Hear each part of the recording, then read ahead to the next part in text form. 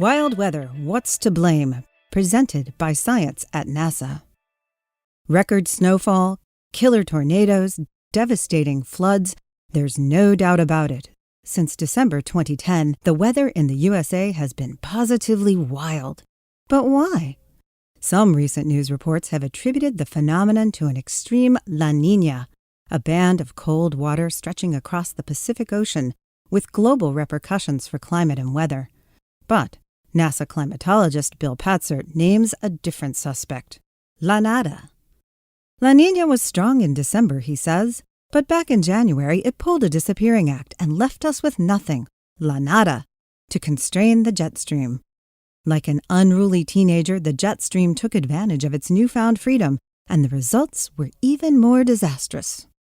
La Niña and El Niño are opposite extremes of a great Pacific oscillation. Every 2 to 7 years, surface waters across the equatorial Pacific warm up, El Niño, and then they cool down again, La Niña. Each condition has its own distinct effects on weather. The winter of 2010 began with La Niña conditions taking hold. A normal La Niña would have pushed the jet stream northward, pushing cold Arctic air, one of the ingredients for severe weather, away from the lower U.S.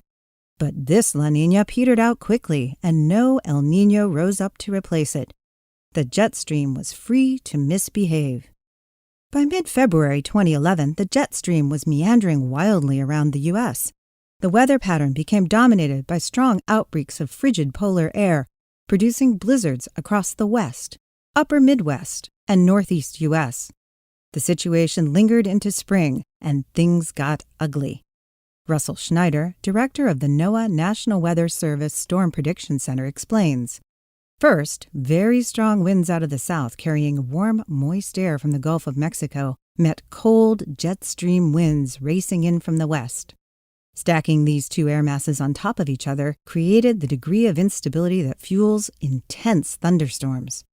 Extreme contrasts in wind speeds and directions of the upper and lower atmosphere transformed ordinary thunderstorms into long-lived, rotating supercells capable of producing violent tornadoes.